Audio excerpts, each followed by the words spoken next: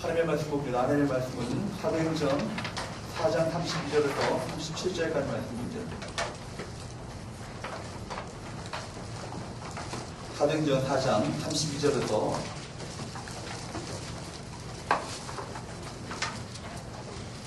37절까지 말씀. 한 절씩 말씀 같이 있습니다. 시작. 믿는 우리가 한 마음과 한 뜻이 되어 모든 물건을 서로 공유하고 자기 질문을 주고라도 자기 것이라 하는 이가 하나도 없다. 사람들이 그 권능으로 주 예수의 구원을 증언하니 우리가 하나님을 받아 그 중에 하나님이 없으니 이는 돈과 집 있는 자는 해봐 그 한 곳에 값을 가져다가 사도들의 발 앞에 두니 그들이 하나님의 필요를 따라 나누어 주니라. 구보로에서는 늘 정성함이 있으니 이름은 그습니다. 사도들이 걸어 하나마다 번역하면 위로야 하니 그가 살이 지친 중에 다 그 값을 가지고 사도들의 발 앞에 두니라. 할렐루야. 서로 인사할까요? 사랑합니다. 축복합니다. 조금 더 부흥됐네요. 다음 시간에 우리 꽉 빈자리 없이 차길 소원합니다. 아멘. 금요기도에 전도합시다. 우리 서로 인사합시다. 금요기도에 전도합시다. 어느 게있냐면요 예양원처럼 예양원이 그 금요기도에 휴예배, 새벽기도에 주일예배가요 똑같대잖아요. 그러니까 결석이 없는 거예요. 주중예배 결석이 없이 하나의 은혜를 삼하는 자들로 모이니까요. 그 교회 가운데 그 나환 자들, 문둥병자들이요. 그 절반이 성경 전체를 외운다고 해요. 성경 한 권이 아니라 성경 신약 성경 전체를요 암송을 한대요. 믿겨집니까? 저는 안 믿었어요. 근데 실제래요. 그리고요 그분들이 얼마나 은혜를 삼았는지 늘 하나님의 말씀을 받을 때만 좋은 사람이 없어요.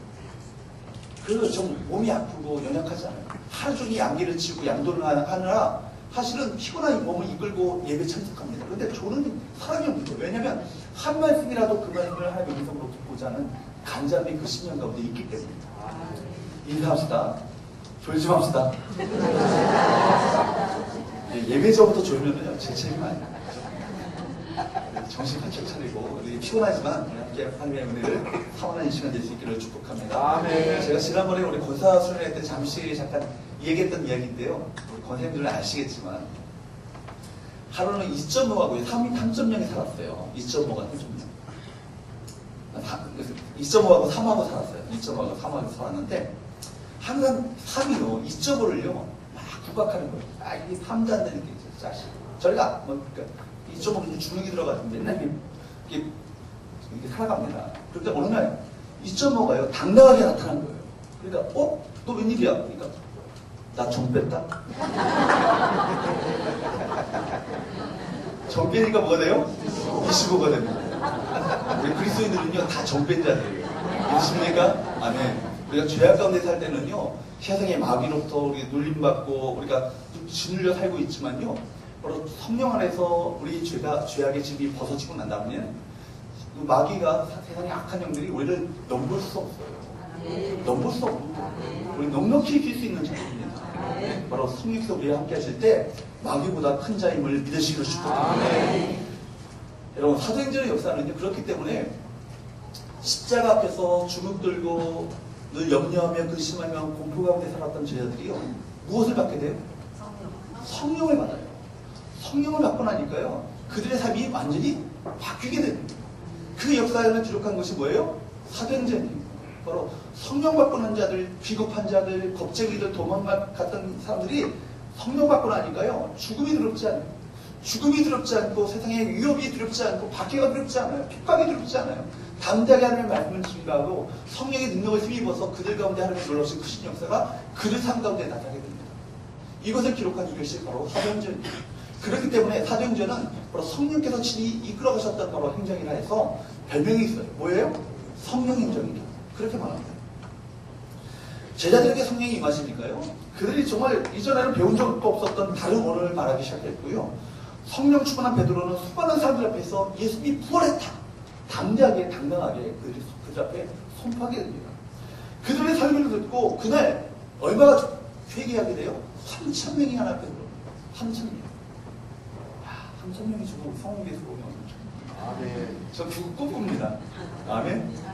저 혼자 한 두세 명만 아멘 하시고 믿으시길 축복합니다. 기도하시기 바랍니다. 아멘.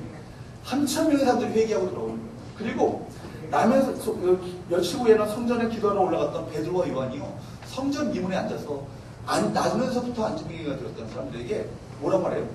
내게 있는 것은 내게 없거니, 내게 은가금은 내게 없거니, 곧 내게 있는 것 이것을 내게 주노니 곧 나사렛 예수 그리스도의 이름으로 일어나. 그러니까 그가 그냥 쭈뼛쭈뼛 일어나는 게 아니라 뛰어나서 걸었다고 얘기해요. 그걸 보고 나서요, 이 놀라운 기적을 목격했던 5천 명의 남자들이요, 5천 명의 남자들 다 중학교 들어가요. 남자들만 5천 명이니까 얼마나 들어갔겠어요? 얼라들까지 다 하면, 성경은 얼라 애들은 가라 이거예요. 지금 그렇지만 애들 여자들까지 다 포함하면요, 적어도 몇만 명의 사람들이 돌아오지 않았어요. 놀라운 부흥의 역사가 나타나게 된 것이죠. 인간의 힘으로 할 수 없는 거예요. 성령의 능력으로만 가능합니다. 성령의 권능으로만 가능합니다. 그런데 우리가 성경을 주위에서 보면 성령의 역사는요, 단순히 눈에 보이는 기적의 역사만은 아니었어요. 우리는 흔히 생각할 때 성령의 역사는 눈에 보이는 외적으로 것으로만 생각합니다. 그래서 방언하고요, 병이 낫고 놀라운 능력이 나타날 것, 그것만 생각합니다. 그러나 성경은요, 성령의 역사가 외적으로만 나타나는 것이 아니라 제자들의 내면과 제자들의 그 삶을 송두리째 바꿔놓았음을 우리에게 말씀해 주고 있습니다. 어떻게 바꿔놨어요? 여러분, 성령이 임하시면 한 마음과 한 뜻이 되어서 살아갑니다. 배경이 다르고 출신이 다르고 학력이 다르고 모든 그 생각이 달랐던 사람들이 한 마음이 되는 거예요. 성령이 역사하시면 한 뜻, 한 비전으로 모여지게 되는 거예요. 그 가운데 그래서 하나가 되어서 하나된 공동체가 되어서 세상의 어둠의 권세들과 더불어서 강력한 영적인 군대가 되어서 그들을 파하고 그들을 이겨나가는 승리의 사람들로 바뀌어지게 됩니다. 이것이 누구의 역사예요? 성령의 역사예요. 언제나 분열에 있는 곳에는 악한 영의 역사입니다. 여러분 기억하십시오. 하나가 되게 하시면요, 성령께서 역사하실 때 한 마음과 한 뜻으로 모여지게 됨을 기억하시길 축복합니다. 어떤 구제도 선교도요, 한 마음과 한 뜻으로 하게 되는 거예요. 성령이 임하게 될 때 인생관이 바뀌게 되어지고 세계관이 바뀌어지게 돼요. 인생의 가치가 내가 좋은 데 들어가고 좋은 직장 들어가고 뭐 잘 먹고 잘 살고 좋은 아파트 거기서 떵떵거리고 사는 것, 이것이 인생의 가치인 줄 알았는데 인생의 가치가 본질적으로 달라지게 되는 거예요. 그게 아니라는 거예요. 이 땅의 세계가 전부가 아니라 정말 하나님 나라에서의 그 상급이 그 인생 가운데 그것이 가치가 여겨지게 되시고 바로 주님께서 인정하시고 주께서 칭찬하시는 그것이 내 인생의 유일한 소망으로 바뀌어지게 됩니다. 여러분 누구의 역사예요? 성령의 역사예요.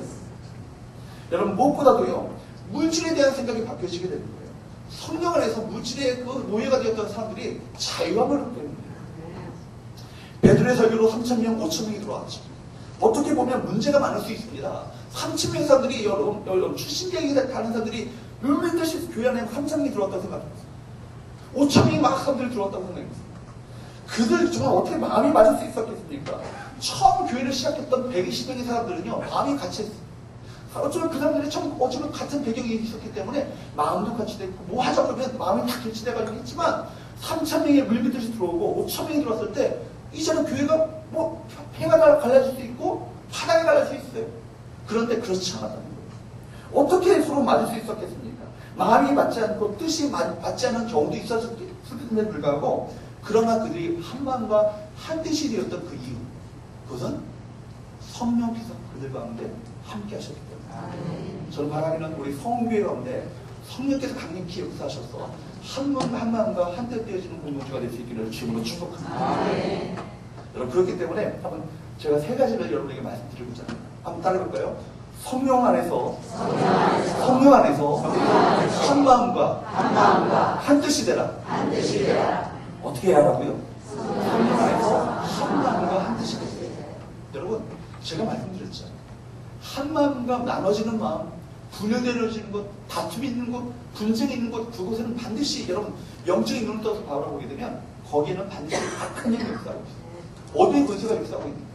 여러분 기억하십시오. 성령은요 하나 되게 하시는 분이에요.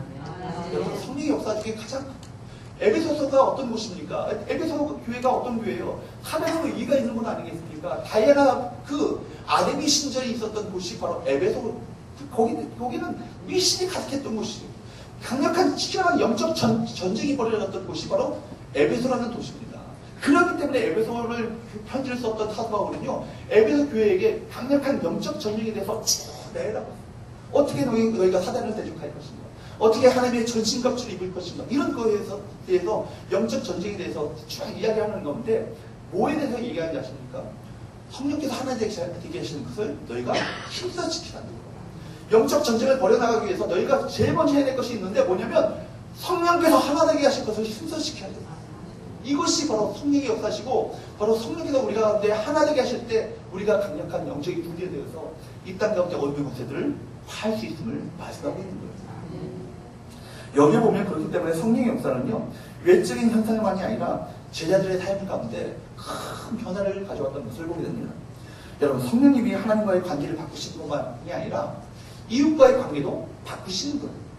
방언하고 희한한 능력만을 행하는 것이 아니라 성도들을 하나 되게 하시고 이웃을 향해서 불쌍히 여기는 마음, 그의 마음, 겸손의 마음을 우리 마음 가운데 품게 하는 것. 성령께서 역사하실 때 그것이 가능하다는 것입니다. 오늘 우리가 읽은 부분은 이 사실을 바로 우리에게 분명하게 말해주고 있어요. 성령님이 임하시자 제자들에게 임하셨던 첫 번째 그 변화는 그들의 마음이 서로 뭐가 됐다고요? 하나가 됐다. 또 어떻게 됐다고요? 한 뜻이 되었다. 한번 같이 한번 31절, 32절, 31절부터 한번 읽어보도록 할까요? 31절, 32절 천천히 읽습니다. 시작.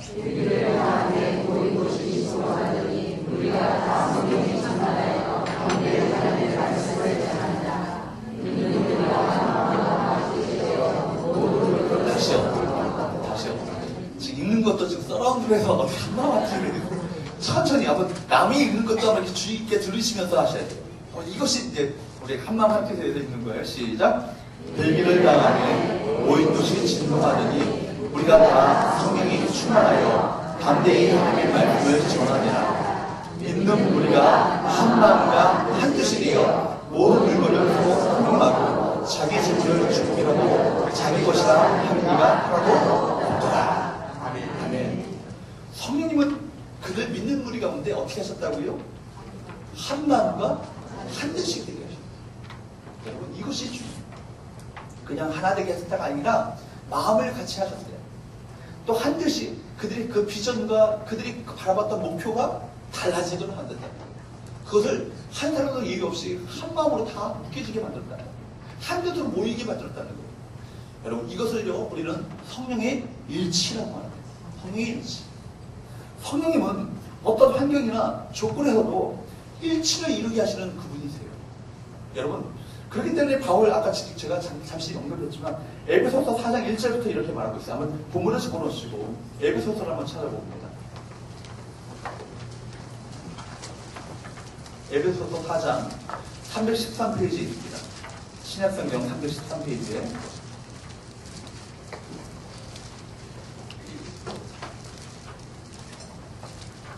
1절부터 3절까지 한번 읽어봅니다. 시작. 그러므로 주관에서 다신 내가 너희를 권하노니 너희가 부르심을 받는 일에 합당하게 행하여 모든 겸손과 온유하고 오래 참음으로 사랑 가운데서 서로 용납하고 평안하게 되는 줄로 성령이 하나 되게 하신 것을 힘써 지키라. 아멘. 여러분, 주님께서요 우리를 부르셨어요. 우리 예의 없이 다 한 명 한 명을 다 부르셨어요. 부르심에 예의가 없어요. 다 주님께 부르셨는데 부르시는 이 일에 우리가 합당하게 해야 되잖아요. 그죠? 이것이 주님의 제자로서의 삶이 아니겠습니까? 그런데 뭐라고요? 2절 말씀 보니까 모든 겸손과 또 뭐라고요? 온유와 또 어떻게 하라고요? 우리 참음으로 어떻게? 사랑 가운데서 서로 용납하고 그래서 평안에 매는 줄로 성령이 하나 되게 하신 것을 힘써 지키라. 이 말씀 잘 생각해 보세요. 그러니까 성령께서는 우리를 어떻게 하셨다고요? 어떻게 하셨다고요? 반응이 좀 있어야 될 것 같아요. 어떻게 하셨다고요? 하나 되게 하셨어요. 하나 되게 하셨어요. 그리스도 안에서 우리를 하나 되게 하셨어요. 근데 하나 된 것을 지켜나가는 것이 쉽지 않아요. 굉장히 어려워요. 그러니까 바울이 이전에서 이렇게 얘기하는 거예요. 모든 겸손과 우리 모든 겸손이 있어야 하나 될 수 있어요. 또 온유로 하고 또 오래 참음으로 사랑 가운데서 서로 용납하고 평안에 매는 줄로 그래야 성령께서 이미 하나 되게 하신 이거를 우리가 힘써 지켜나갈 수 있다는 겁니다. 우리 모든 성도들이 온유의 사람, 겸손의 사람이 될 수 있기를 축복합니다. 아멘. 온유의 사람이 될 수 있기를 축복합니다. 아멘. 오래 참는 자들이 될 수 있기를 축복합니다. 아멘. 사랑 가운데서 서로 용납하는 자들이 될 수 있기를 축복합니다. 아멘. 우리 평안의 매는 줄로 성령께서 이미 하나 되게 하신 이것을 힘써 지켜나가는 우리 모든 성도들 될 수 있기를 주로 축복합니다. 아멘. 여러분, 그런데 사실 사람들의 마음을 하나로 부는 것은요 그렇게 쉽지 않습니다. 타락한 본성을 지닌 사람들은요 누구나 다 이기적이고요 자기 중심적이기 때문에 한 마음을 가는 것이라고는 여간 이것이 쉬운 게 아니에요. 심지어 한 이불을 덮고 자는 남편과 아내, 이 부부 사이도 그렇게 한 마음을 푸는 게 그렇게 쉬운 일은 아니에요. 여러분 생각에는 한 20년쯤 같이 살면 좀 한 마음이 될 것 같아요? 여러분 그렇지 않은 것 같아요. 요즘에는요 우리 사회에 뭐가 유행해요? 황혼? 예, 황혼이혼. 너무 잘하시네요. 황혼이혼이 유행이에요. 그러니까 황혼이혼이 뭐예요? 주로 아내들이요 남편에 대해서 잘 참고 있다가 언제까지? 퇴직할 때까지. 위자료가 어느 정도 모아졌을 때 퇴직할 때까지 잘 참고 있다가 나이 들어서 직장에서 퇴직하고 퇴직금을 타게 되면 그때 이혼 소송을 하고 위자료를 청구하는 거예요. 남편이 평생 번 것을 다 받아가지고 헤어집니다. 무슨 말입니까? 30년, 40년을 같이 살아도 근본적으로 한마음 한뜻이 저절로 되는 게 아니라는 거예요. 힘써야 된다는 겁니다. 힘써야 우리가 이것을 지켜줄 수 있다는 거예요. 남편들이요, 긴장하시길 축복합니다. 여러분, 아직 어떻게 될지 몰라요. 그러니까 끝까지 잘하셔야 돼요. 천국 갈 때까지 잘하셔야 돼요. 아멘? 여자분들이 아멘 하시죠. 더군다나요, 교회는요, 다양한 사람들로 구성되어 있어요. 나이도 다 다르고요, 학벌이나 재산, 그리고 성장 비경도 서로 다른 사람들이 이루는 공동체가 바로 교회예요. 그렇기 때문에 교회 공동체가 한마음 한뜻이 되는 것은요, 쉽지 않아요. 쉽지 않아요. 제가 어느 교회 그 청빙을 받을 뻔했어요. 근데 거기서 그런 얘기 하더라고요. 먼저 묻기를 보면 어느 출신이에요? 어느 출신? 제가 그래요. 어느 출신이니까? 아니 지역이 어디 출신이냐니까. 서울 사람이니까 그럼 된대요. 우리 교회는 전라도 사람들이 많아가지고 경상도면 안 된다는 거예요. 어느 교회는 경상도가 많아가 전라도면 안 된다. 여러분, 이 좁은 땅덩어리에서 경상도 전라도에 따지면 이거 자체가 너무나도 환멸이 느껴집니다. 저는 참고로 이북 출신입니다. 원적이 항해도 안 하고 은옥면 학살이에요. 여러분, 그거 따질 일이 아니에요. 오히려 우리 대한민국 뛰어넘어서 김구삼이 그러잖아요. 백범일시에 보면요, 사회 동포주의 얘기하잖아요. 모든 민족이 다 동포라 그런 생각을 가지고 살아야 된다. 백범이 참고로 크리스찬입니다. 그리스도 안에서 우리가 사회 동포주의, 모든 사람들이 다 그리스도 안에서 다 동포고 형제고 자매인 거예요. 그런 마음으로 가정에 살아야 되는데, 그런데 우리가 교회 안에서 그렇게 팔을 따지고 어떤 지역을 따지고 그런 게 굉장히 많은 거예요. 인간적으로 이것을 하나 되게 하는 건 가능하겠습니까? 되지 않아요. 그러나 가능합니다. 성령께서 그 가운데 임재하시면 가능합니다. 역사하시면 가능합니다. 초대교회는 따지고 보면요, 지역과 믿음과 배경에 따라서 다른 것이 너무나도 많았어요. 그럼에도 불구하고 그들을 하나 되게 하셨던 그 힘은 무엇입니까? 성령의 충만함이었습니다. 그렇게 아름다운 섬김, 그렇게 아름다운 순종하게 되었던 그 비결은 다른 것이 아니에요. 성령께서 그 가운데 역사하셨기 때문에 가능한 것입니다. 그렇기 때문에 성령이 임하시면 가능합니다. 왜냐하면 성령님은 일치의 영이시기 때문입니다. 성령은 모든 사람들의 마음을 하나 되게 하십니다.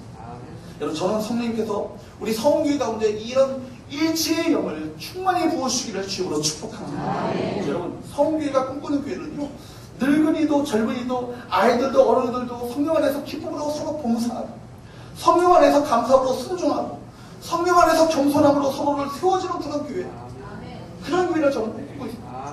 그런 교회를 저는 기도하고 있습니다. 회기적인 하나됨이 아니라 성령 안에서 일치되어지는 교회, 하나 되어지는 그런 교회, 그런 교회가 될 때 이 땅이 이 종남구, 동래문구, 노원구를 이 정말 아름다운 거룩한 도시로 바꾸는 놀라운 그 성시장운동의 그 주역이 될 수 있지 않겠습니까? 여러분, 말이나 모양과 행동이 획일화된 교회가 아니라 주를 향한 목표가 같고, 주를 향한 소망이 같고, 주를 향한 비전이 같고, 정말 우리 꿈꾸는 하나님 나라의 영광이 같은 교회, 이런 교회가 됩니다. 성령 안에서 서울과 대한민국과 세계 열방을 향한 소망을 꿈꾸며 민족을 치료하고 열방을 회복하는 거룩한 꿈과 비전에 사로잡힌 그런 교회. 그런 교회가 우리 성교회가 되어야 할 줄로 믿습니다. 두 번째 한번 따라해봅시다. 은혜를 받아, 나누고, 헌신하는 삶을 살라. 뭘 받으셔야 돼요? 은혜를 받으셔야 돼요. 나누고 섬기는 헌신하는 삶을 살라. 아무리 주장해도요, 은혜 받지 않으면 그건 절대로 가능하지 않아요. 33절에서 35절 한번 읽어보도록 할까요? 33절에서 35절 시작. 다시 한번 시작.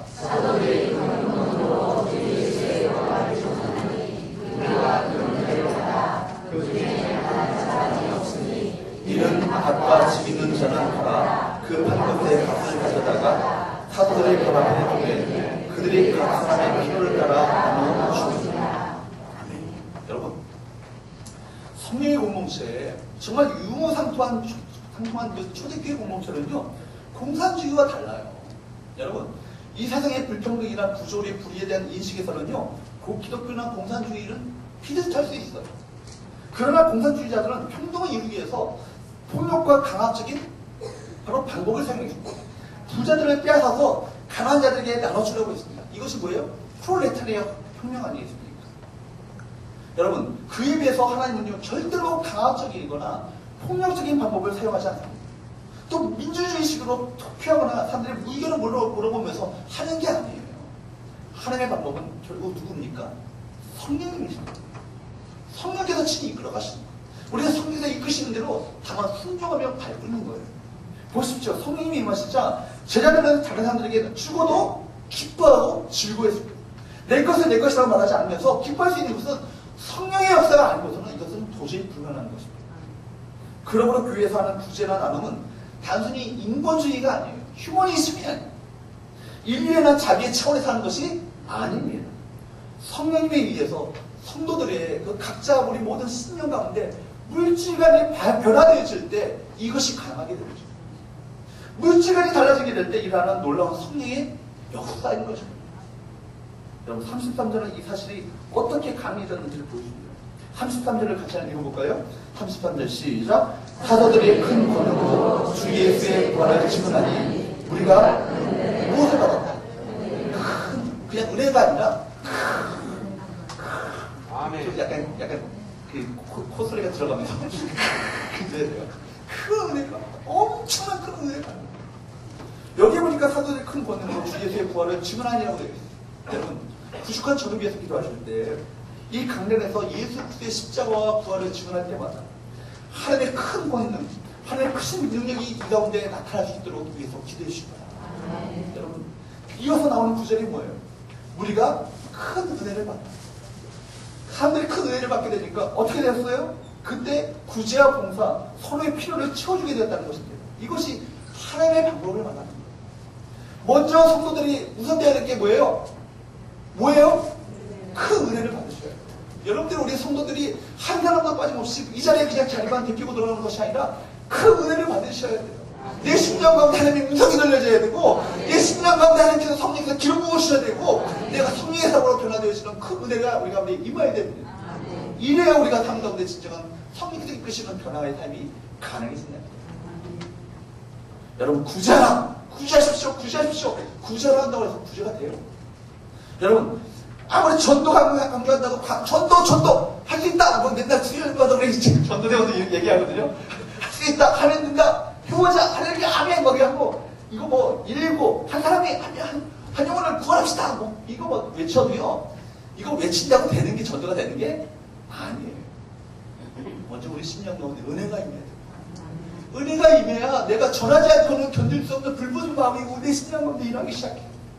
내가 전하지 않고는 견딜 수 없는 정말 그 불붙는 마음과 그 열정을 가지고 전하기 시작합니다. 내가 만난 예수님, 내가 경험한 성령의 은혜를 전하지 않고는 견딜 수 없는 마음이 내 마음 가운데 일하기 시작합니다. 여러분,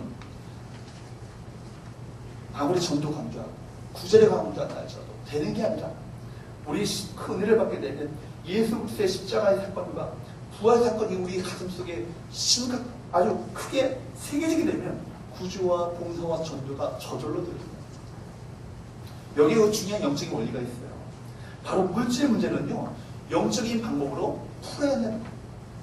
하나님과의 관계가 회복되어야 성도들의 어떤 그 성도들의 재정 문제도 풀려지게 되고 교회의 재정 문제 역시 바로 성도들이 은혜를 받게 될 때 큰 이것이 다 해결되어야 된다.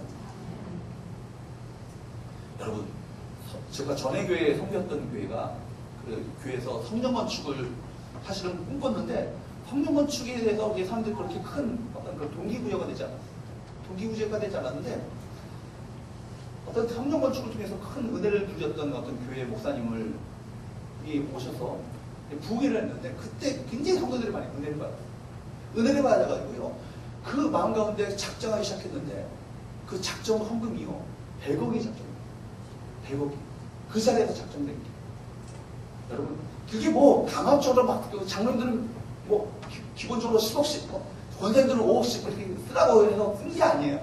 누구도 그냥 자원하라고 마음에 불편함이 있으시면 자원하지 않으셔도 됩니다. 라고 하고 작정을 시켰어요. 작정시켰는데 은혜를 받고 나니까 사람들이 자원하는 마음을 가지고 헌신한 마음이 그 가운데 생기게 됩니다. 여러분, 34절과 35절을 계속해서 보겠습니다. 34절과 35절 시작. 그 중에 가난한 사람이 없으니 이는 밭과 집 있는 저는 그 판 것의 값을 가졌다가 사도들의 발 앞에 두매 그들이 각 사람의 필요를 따라 나눠 주며. 여기에 보면 그 은혜를 받은 사람들이 자신들의 밭과 집을 팔아서 그 돈을 사도들의 발 앞에 두었다. 그렇게 말합니다. 사도들의 발 앞에 두었다는 말을 원문을 가까이 번역하면 사도들의 발 아래 두매라는 얘기예요. 사도들의 발 아래 두매. 그러니까 물질이 있어야 될 위치는 어디예요? 사람들의 발 아래에 있어요. 근데 머리 끝 꼭대기에 올라있다 있잖아요. 물질이. 여러분 그렇지 않습니까? 성령의 은혜를 체험한 사람은요, 물질에 대한 다른 위치가 어딘지를 분명히 깨닫게 됩니다. 하나님을 머리로 모신 자에게 물질이란 하나님과 사람을 섬기는 도구에 불과한 거예요. 지나지 않아요. 사실 물질을 벌기가 얼마나 어렵습니까? 여러분, 그렇지만 하나님의 은혜가 임하면 물질을 초월하는 힘이 우리 가운데 생기게 되는 거예요. 복음을 위해서, 선교를 위해서 아낌없이, 물질을 아낌없이 헌금하게 됩니다. 여러분, 성공하기가 얼마나 어렵습니까? 수많은 경쟁을 뚫고 잠을 설치면서 피곤한 몸을 던져가면서 읽어내는 것이 성공이에요.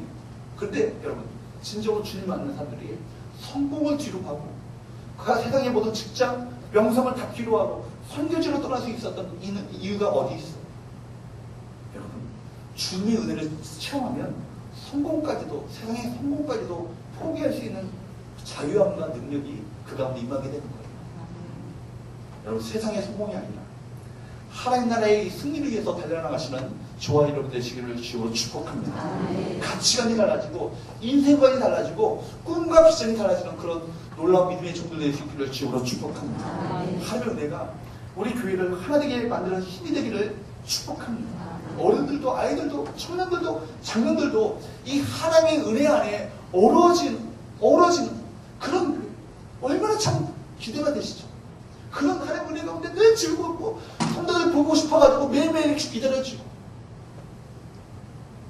가난한 사람, 약한 사람, 어려운 사람, 병든 사람, 힘든 사람, 그런 사람들도 다 함께 어울려지는 그런 교회야말로 천국 같은 공동체가 아니겠습니까? 그런데 여기서 우리가 중요하게 볼 것은 또 하나 있습니다. 그것은 성도들이 밭과 집을 팔아서 그 돈을 어디 앞에 뒀다고요? 사도들 앞에 뒀다. 여러분, 자신들이 직접 구제하지 않고요, 사도들이 이 일을 하도록 했습니다. 다른 말로 하면 교회 공동체에 헌금하고 교회는 하나님의 방법대로 이 돈을 사용했다는 것이죠. 이것이 참으로 중요합니다. 우리가 우리 돈을 가지고 직접 구제할 수 있어요. 그러면 우리 자신이 칭찬받게 될 겁니다. 그러다 잘못하면 어떻게 돼요? 자기 의의가 드러나요. 제가 전에 섬겼던 집사님, 모 집사님이 한 분 계시는데, 그 집사님이 굉장히 어려웠던 집사님이에요. 그 집사님이 굉장히 아들도 뭐 어떤 좀 이렇게 좀 뭐 해가지고 감옥에 들어가게 되고, 그래서 그 보석금이라도 어떤 신청을 하는데 그 집이 너무나도 가난한 집이에요. 그러니까 어떤 집사님, 모 집사님이 그 집에 500만 원을 구제를 한 거예요. 구제를 했는데 거기까지 좋아요. 근데 이분이 사람들 만날 때마다 내가 최모 집사님을 내가 500만 원 구제했다. 500만 원 구제했다. 이게 자기 훈장이 돼가지고 맨날 만나는 사람들마다 그 얘기를 하는 거예요. 자기 의에 충분하게 된 거지. 그래서 나는 500만 원 이렇게 구제하는 사람이라고 생각하니까 너는 왜 그 사람들 구제도 못하는 사람? 그렇게 남을 깔보게 시작되어지고 자기 의의가 충분하게 되어지는 그런 결과가 낳게 되는 거죠.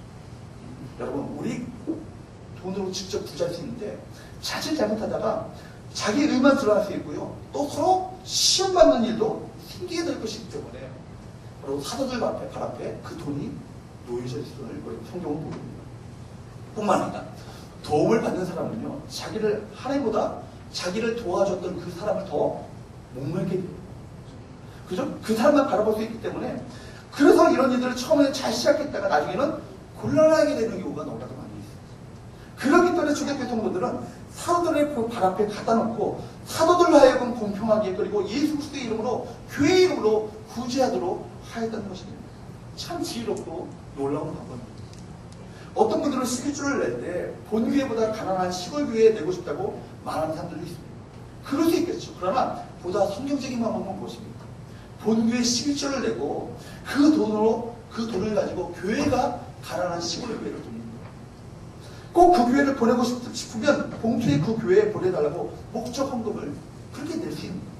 중요한 것은 초대교회 성도들은 돈을 자기가 취급하지 않냐, 나누지 않고 교회 공동체에 맡겨서 그 돈을 자기 이름으로가 아니라 바로 예수 그리스도의 이름으로, 예수님의 이름으로 바로 그 일을 해가지고 안 됩니다. 혹이나 우리 구제하게 되면 오른손이 하는 일을 왼손이 모르도록 하셔요. 그래야 내가 자기 의에 충분하지 않게 빠지지 않게 됐고요. 또한 하나님 앞에 내 의가 내 공로 하나님 예수님께 돌아가야 될 그 공로가 영광이 내가 가로치지 않는 그런 잘못을 범하지 않는 그런 삶을 살게 됩니다. 마지막으로 세 번째 한번 봅니다. 다시 볼까요? 위로자가 되라. 위로자가 되라. 마지막으로 우리는 본문에서 성령님에 의해서 물질관이 변화된 한 사람을 만날 수 있습니다. 성경이 보여주는 모델이죠. 누구입니까? 바나바죠. 36절과 37절 한번 기록합니다. 시작.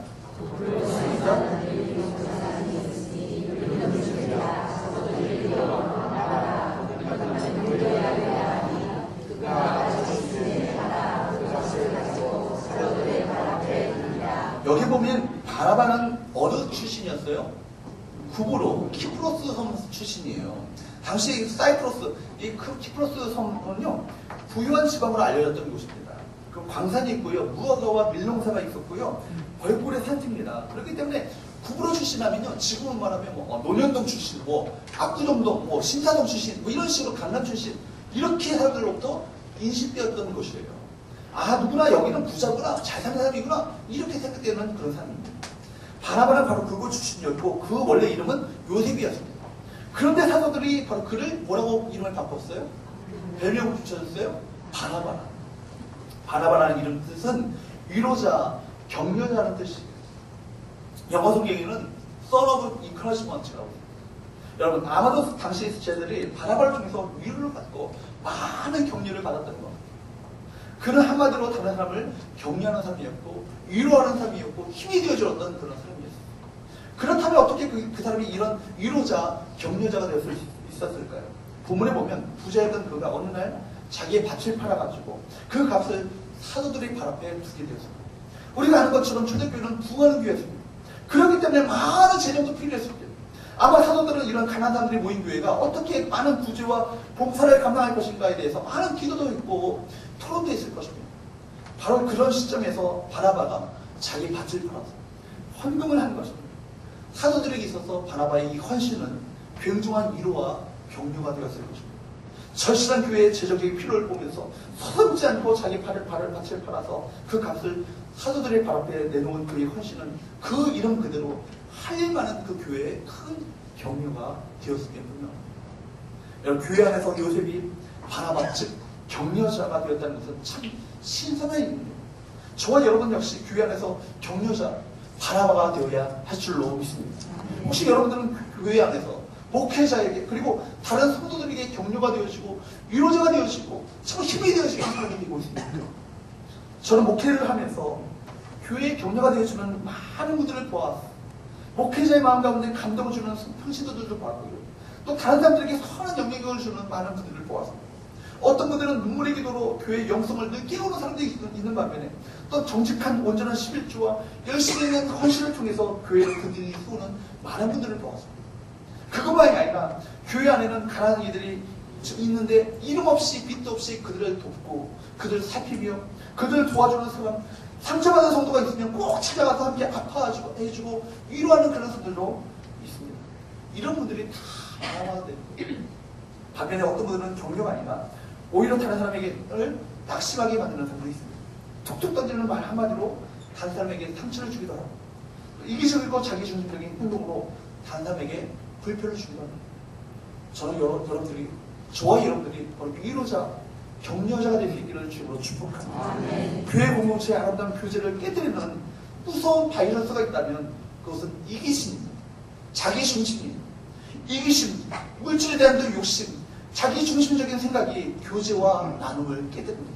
그렇다면 무엇이 우리로 하여금 자기만이 아니라 남을 생각할 수 있는 넉넉한 하나님의 자녀로서의 삶을 살 수 있게 만들까요? 누가 가능하겠습니까? 성령님. 성령님 우리 가운데 임하십니다. 저는 우리 교회 가운데 이런 성령님의 역사가 나타날 수 있기를 주님으로 축복합니다. 성령님으로 모두가 한 마음 한 뜻이 되는 성령님의 능력으로 큰 은혜를 받아 나누고 섬기며 헌신하는 교회. 뿐만 아니라 성령께서 우리를 이끄셔서 우리가 섬기고 다른 사람을 상처를 보듬어 주고 함께 아파하며 위로하며 격려하며 서로에게 힘이 되어주는 그런 교회. 그런 교회가 될 수 있기를 주님으로 축복합니다. 그래서 성령님에 의해서 우리 소유 가치가 아니라 정말 진짜 존재 가치로 살아가는 사람들, 가치관이 바뀌어져서 진정으로 다른 사람의 좀 필요에 민감하고 자기 물것을 내 것이라고 그냥 주장하는 것이 아니라 언제든지 내어줄 수 있는 바나바와 정말 위로자, 헌신자, 섬기는 겸손의 사람들이 우리 가운데 많이 일어날 수 있기를 주님으로 축복합니다.